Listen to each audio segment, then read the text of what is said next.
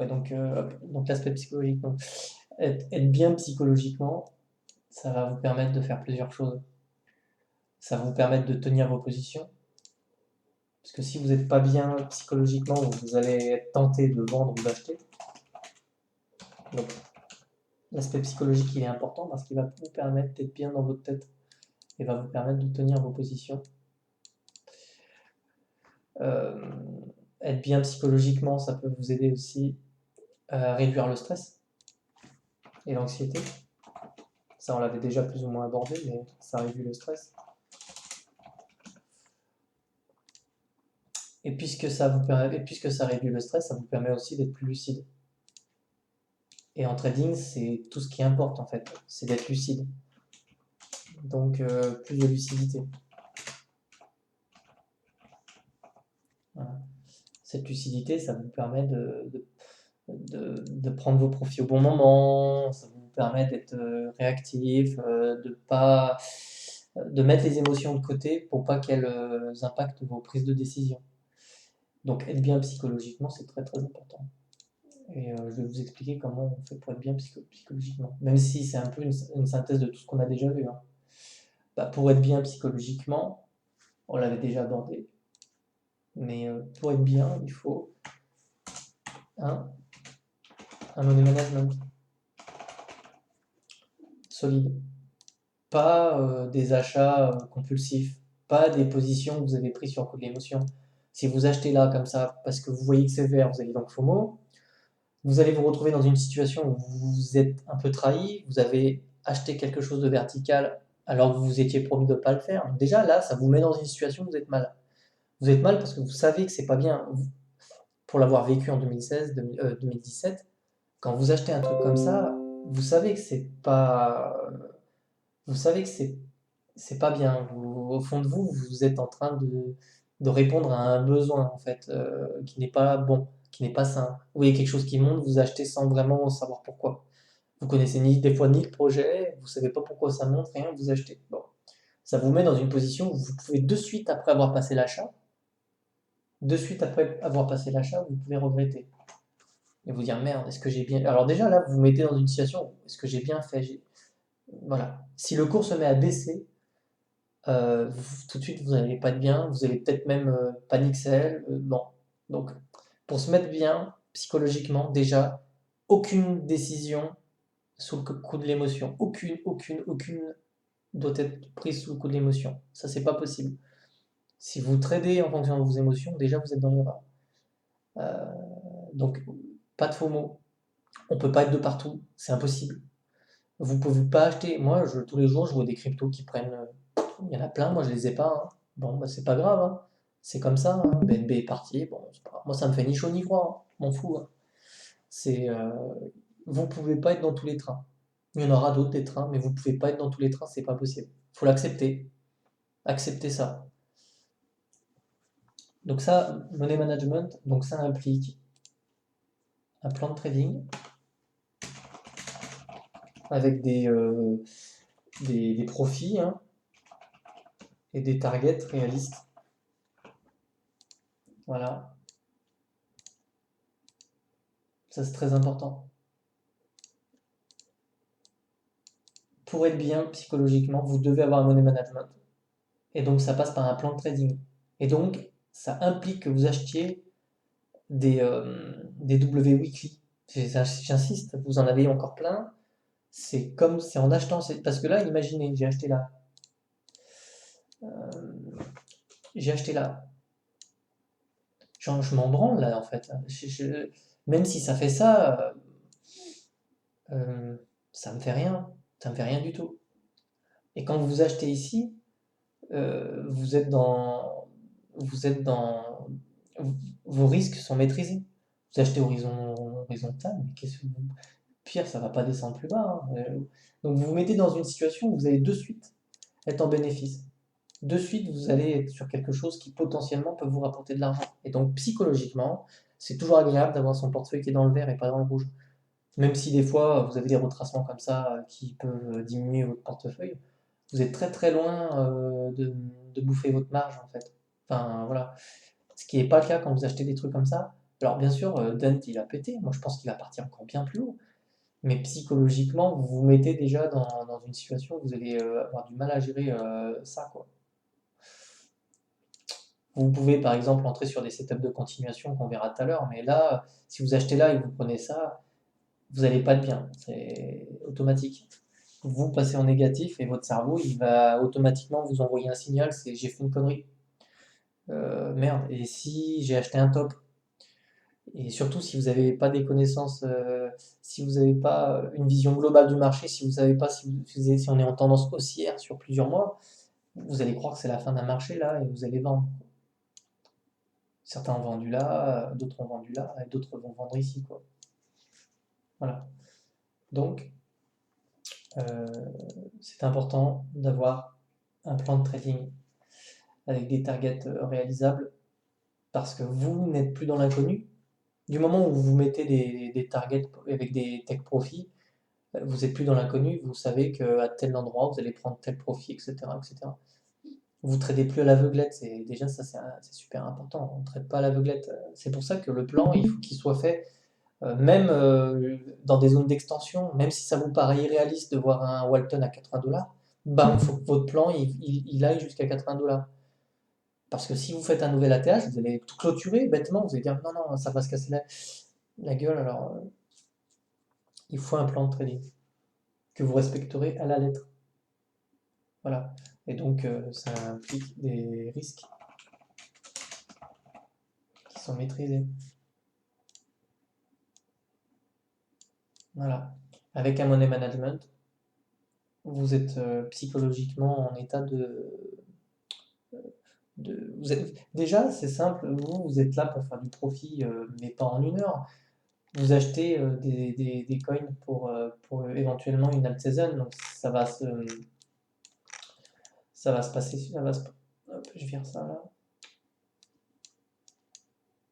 Tac. On parle de quelque chose qui peut évoluer sur des mois, hein. Donc, regardez les courbes. Hop, on va prendre le IOTA par exemple. Regardez IOTA, ce qu'il est en train de faire. On va virer ça. Hop. On se met sur les bougies. Bon bah, on est en train de travailler le premier arrêt, hein, ça y est, hein. Et toutes les coins que vous avez là, Walton, LSK, toutes en fait, Ardor, Aion, tout ça, elles vont toutes revenir tester leur premier arrêt ici, là. Et c'est que le début, ça, hein.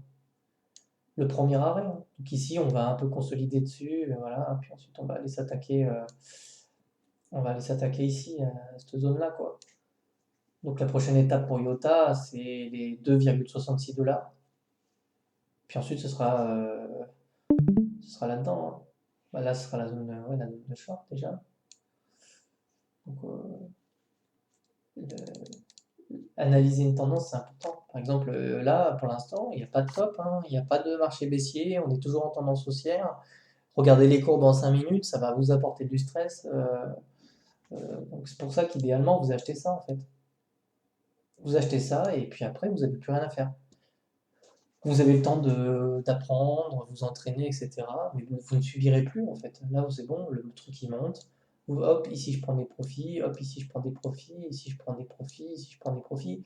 C'est tout ce que vous avez à faire. Voilà. Il faut juste être très prudent, il faudra juste observer la dominance BTC pour savoir quand ça va se retourner. Et ça, c'est pas pour demain en fait, hein. Pour l'instant, les mecs, bah tiens, on va mettre la charte du BTC. Dites-vous que les mecs qui ont fait pump ça là, donc les types qu'on fait pump ça là, actuellement, ils sont en train de passer sur les altcoins, hein. Donc eux, leur intérêt, et puis bon, il y a des nouveaux mecs qui arrivent et qui achètent du BTC, ça, hein, ça y a pas de problème, hein. Ça maintient d'ailleurs le cours. En ce moment, on remarque que le BTC il est en train de perdre ce qu'on appelle, il perd un peu son momentum est faible.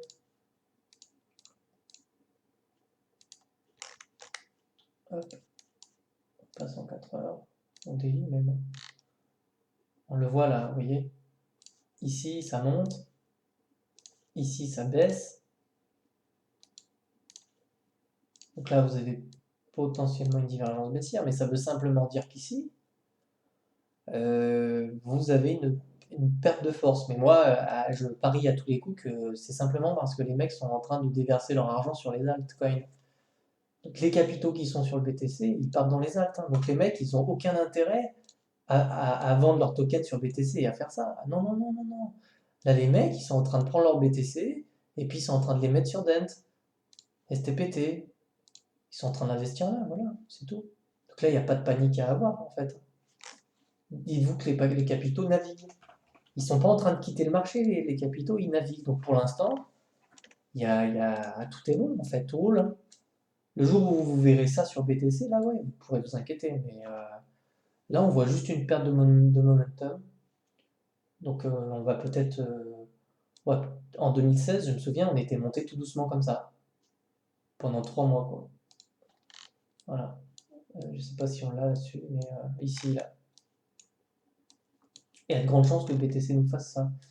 C'était avril, vous voyez, regardez.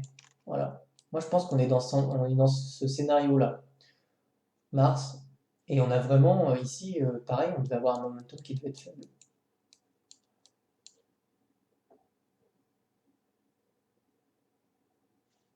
On va se mettre en 4 heures. Mais...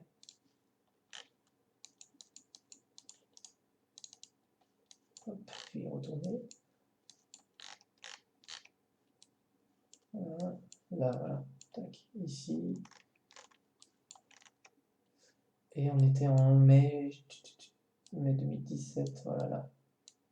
Vous voyez?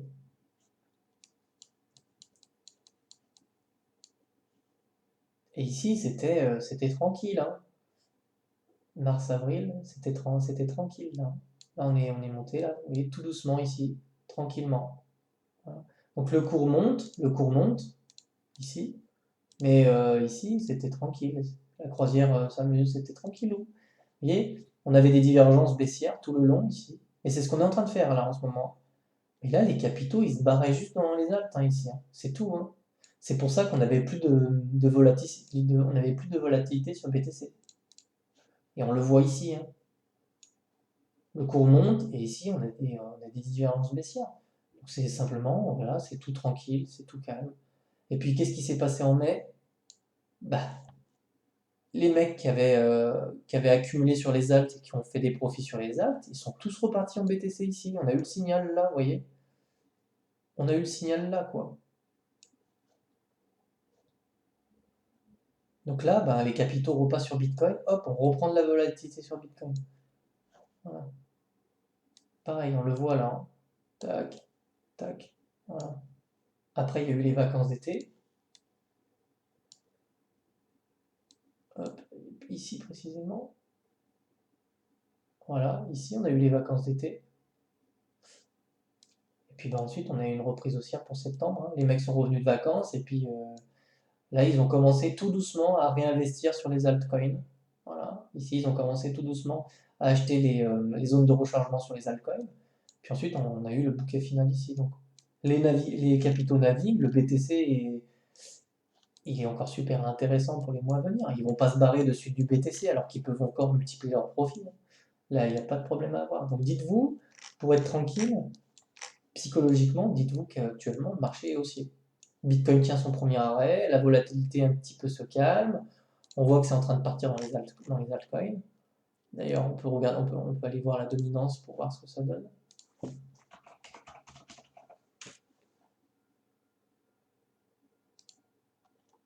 Voilà quoi, hein. C'est super bon signe, hein, de voir cette bougie rouge. Nous, ce qu'on aimerait voir, c'est ça, quoi. Et alors là, je vous dis tout de suite, c'est la fiesta qui commence, hein, là. Parce qu'après, ça peut aller très vite, hein. Voilà. C'est ça qu'on attend là sur. Mais pour l'instant, pas de panique. Voilà. Donc, j'espère que ça répond un peu à vos questions. Mais, hop, je vais retourner sur le.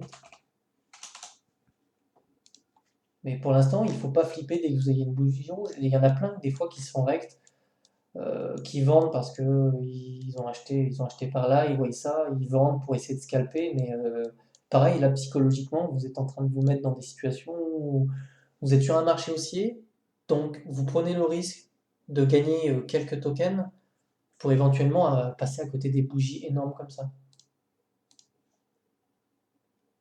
Et moi je le fais plus, je l'ai fait en 2017. J'ai perdu plus d'argent qu'autre chose en faisant des trucs comme ça. Voilà. Ici, vous voyez, c'est tranquille. Là, ça consolide et on repart, quoi. Là, pareil, certains ont vu cette petite bougie ici rouge, ils ont voulu scalper, et bim, bah, punition, quoi. Sur un marché haussier, en fait, on scalpe pas, on n'essaie pas de faire de la dingback comme ça, hein. Ça sert à rien, hein. C'est contre-productif, en fait. Vous pouvez faire ça sur un marché baissier, mais pas sur un truc comme ça. Voilà pour la petite info. Je crois que ça résume un peu le truc. Donc c'est tout ce qu'on a vu déjà, hein. C'est money management, plan de trading, acheter des W weekly, et puis déjà psychologiquement vous serez bien. Et surtout savoir analyser une tendance. Ici vous êtes en tendance haussière, pas de problème, on se calme, tout va bien. Vous pouvez holder vos tokens, faire des profits dessus. Et ça, normalement, ça devrait durer au moins jusqu'à mai, jusqu'à juin. Jusqu'à mai-juin, en fait, vous avez juste à regarder votre bloc-folio et faire des profits et établir vos plans. Voilà. Pour ceux qui aiment trader et qui n'aiment pas l'inactivité, je vais vous montrer des petits trucs, un petit tips. Ce qu'on appelle les setups de continuation. On va se mettre en tac. Donc en fait, les setups de continuation. Est-ce que j'ai le replay là-dessus? Ouais. Tac.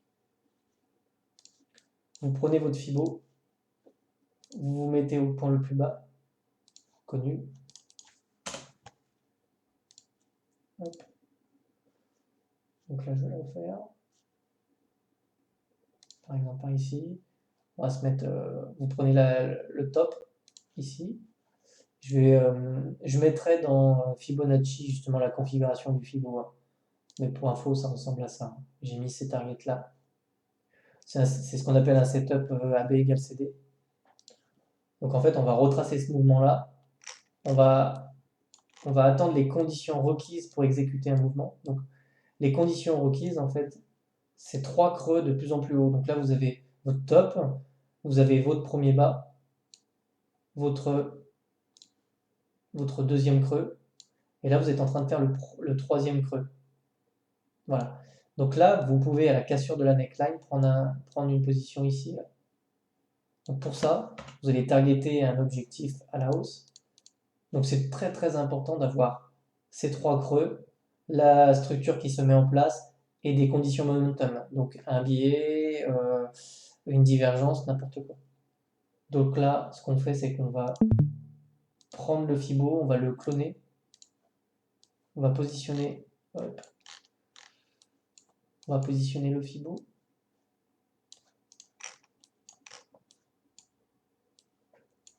On va essayer de positionner le Fibo, hop, sur le creux, comme ça, voilà. Là, je le mets en CD. Par contre, je vais virer.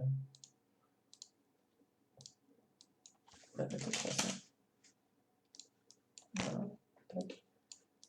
Et là, on va regarder si on a des petites, si on a des choses intéressantes sur nos indicateurs. Là, c'est un cas pratique, hein. Donc là, vous voyez, on a le W qui se dessine. Ouais, c'est pas mal. Là, on attend la confirmation pour croiser bullish ici. Pour l'instant, on est toujours rouge. On peut regarder William, par exemple, aussi. Qu'est-ce qu'il est en train de faire? William, il croise, là. William, il croise. Donc on peut déjà imaginer qu'on va pouvoir prendre un trade par là. On va attendre en avant. Voilà. Là, on a la confirmation ici. On a la confirmation à la cassure de la neckline du W ici. Donc ici, vous avez 1. William qui est OK. 2, vous avez la cassure. Voilà, là, je fais un travail un peu dégueulasse. Je vais prendre mes petits outils. On se met sur la neckline du W ici. Cassure neckline. Donc là, vous avez la cassure de la neckline ici. Et vous avez le W capriforme ici. Cassure de la... Merde. cassure de la neckline ici, voilà. Donc là, vous avez, enfin moi personnellement, j'ai toutes mes conditions qui sont réunies. J'ai retracé le mouvement entier, un creux, deux creux, trois creux, le W, cassure de la neckline, du William qui croise boule. Vous voyez, j'ai quand même énormément de conditions requises pour prendre un trade. Puis maintenant, on attend, hop, et on target les objectifs de hausse. Et là, dans ma zone d'extension, ici, entre 1 et 0,66, vous pouvez prendre des profits ici. Voilà. Ça, c'est un setup ce qu'on appelle un setup de continuation.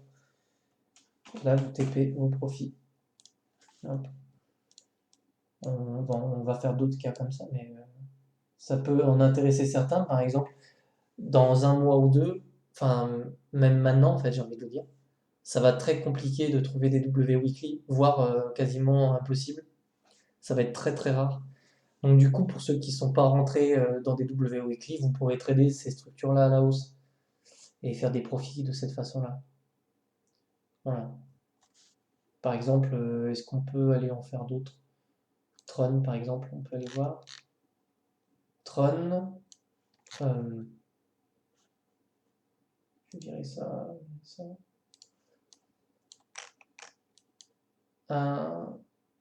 Là j'en ai 1, 2. Là on pourrait attendre un peu plus. Là j'ai pas mes conditions. Non, je les ai pas. Est-ce qu'on a un autre? Un truc qui a bien pumpé. ICX peut-être. Ah bah ICX on est en train de le faire. 1, 2, 3 creux. Donc là sur ICX on a potentiellement un setup de continuation qui se met en place. Vous voyez? Hop. Donc 1, 2, 3 creux. La structure. On va regarder si on a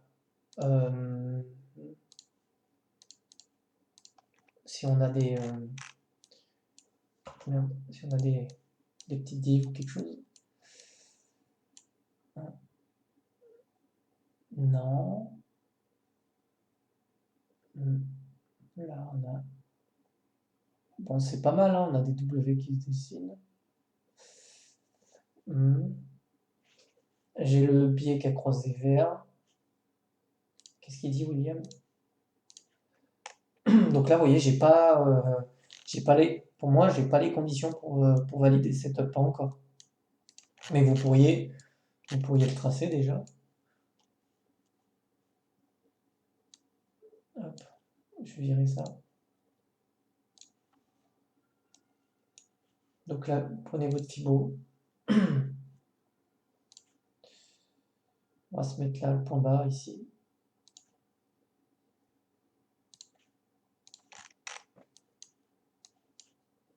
Tac, on prend ça, on se met. Top. Donc là c'est AB. Vous clonez ça. Ici, non. Ici, clonez.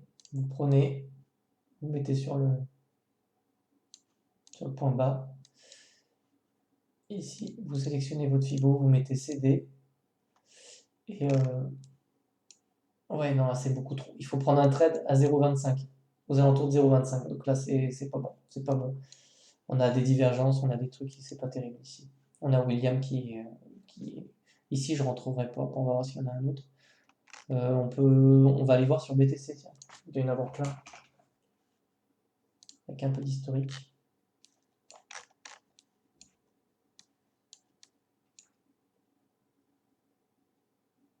Là on en avait un creux, deux creux, trois creux.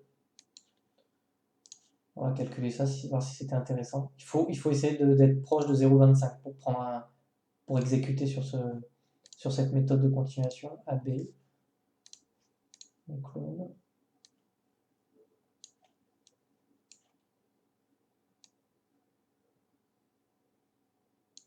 Ici, CD. Voilà, donc là on est bon. Donc là on aurait pu exécuter. Donc là on a un creux, deux creux. On peut prendre celui-là comme troisième creux, éventuellement, ou celui-là, peu importe. Vous avez bien vos trois creux ascendants, vous êtes sous 0,25. Ça c'est intéressant. Vous avez ici le biais qui passe bullish. Sur carré, on a quoi? Ici. Ici, on a W. Ici, c'est pas mal. Ici, c'est très bien. Sur MACD, on est bien. Sur MACD, on est bien ici. Vous voyez, on a ce W là, dans un autre W, c'est plutôt bullish. William qui croise ici, passant sur achat. Donc là moi, j'aurais pu exécuter un trade ici. Setup de continuation. Voilà. Avec une prise de profit ici. Allô? Ouais. Sur ARPA, USDT, ARPA, il y en a une? va voir.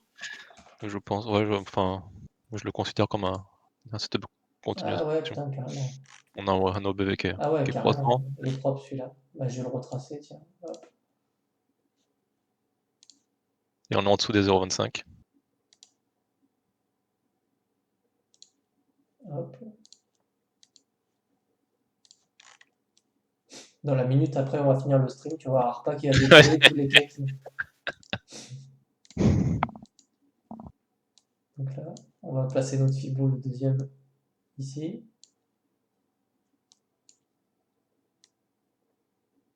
Voilà. 82 poupies. Hop, CD. Ouais. Ouais. Après momentum, ouais. On va regarder. Donc 1, 2, 2, 3. Éventuellement un cas sur de la neckline ici. Ici, on a des W. Ah non, si. W. Ok. Là, il faudrait attendre un peu. Là, il faudrait attendre un petit peu. Faudrait attendre un Ouais, petit peu. Faudrait attendre là. Idéalement, on aimerait voir ça, quoi. ouais, voilà. Hop, qui repart comme ça. Et là, ouais, vous pouvez prendre un trade. Et ouais, si tu vas à l'OBV, pareil, je le trouve vachement croissant en fait. Ah ouais, bah ça c'est Par intéressant, rapport hein. par rapport au fait qu'il stagne, là. Bah là c'est super intéressant ça.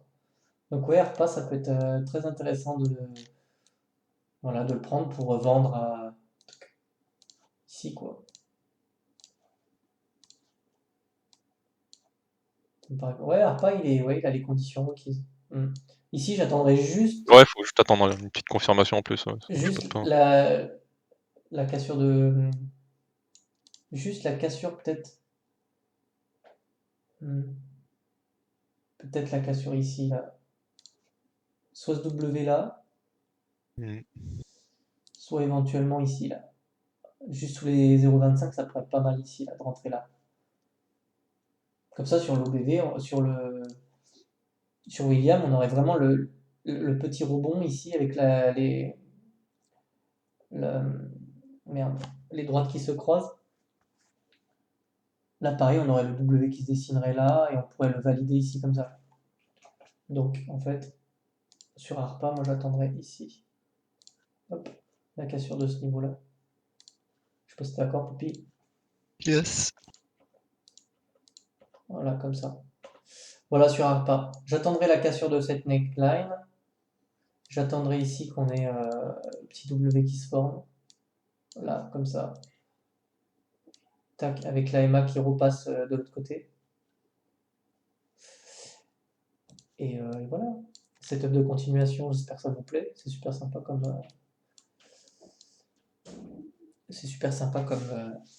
comme petit setup. Après, on a quoi? On peut avoir les. Ouais, Ouais. le setup de continuation, il faut vraiment que le premier top, donc t'as le premier bottom, après t'as un top, et il faut vraiment que ce premier top il soit plus haut que les deux suivants, hein. Ah ouais. Les bottoms surtout, non? Ouais, le top aussi, le premier top, tu vois là, Ouais, lui là?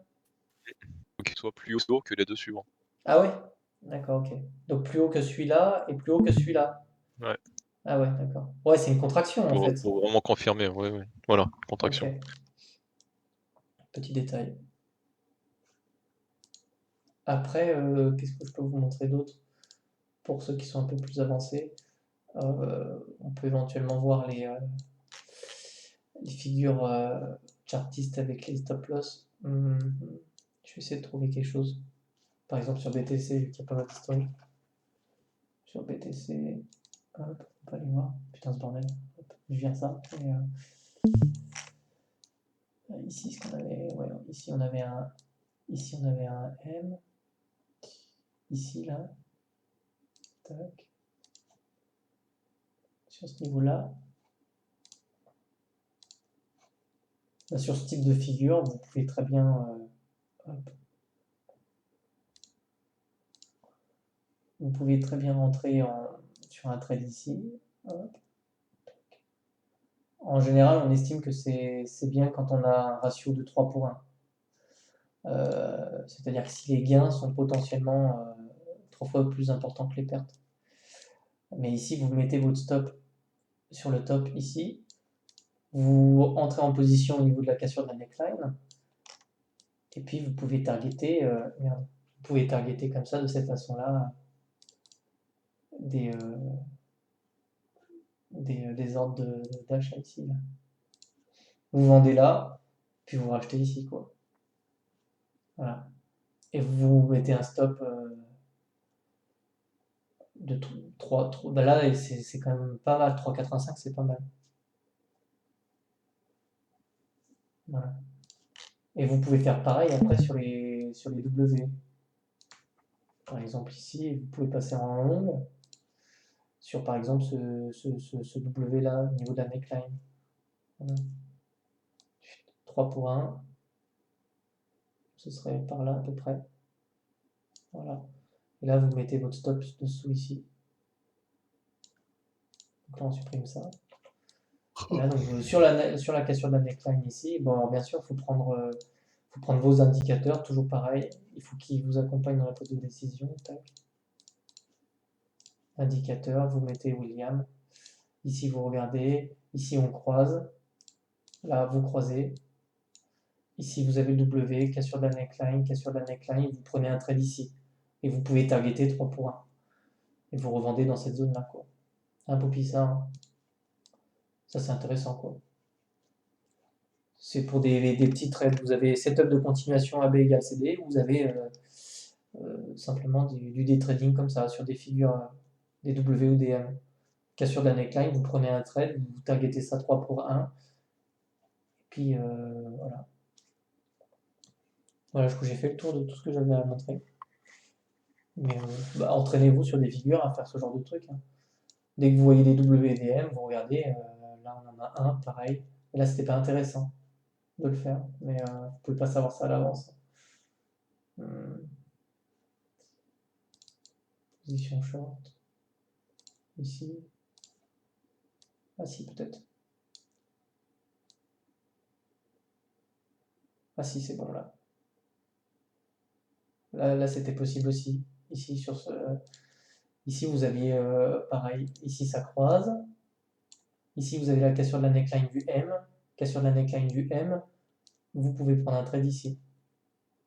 Par contre, là, il faut être solide mentalement pour... voilà, hein, il faut vraiment... Ça peut être... c'est angoissant. Hein. Moi, je trouve que c'est pas fait pour moi, hein, ça, mais... c'est stressant de trader comme ça, mais... Voilà. Certains ont peut-être le profil pour faire ça. Ok, voilà. Bon, bah, je vais arrêter là parce que du coup, je pense qu'on a fait le tour. On a refait un check-up sur tout ce qui était money management et tout. Et puis les petits setups de trading. Voilà, intéressant. Je vous uploaderai la vidéo dans la soirée du coup. Hop. Voilà, bonne soirée à tout le monde. Ciao, ciao, tradez bien.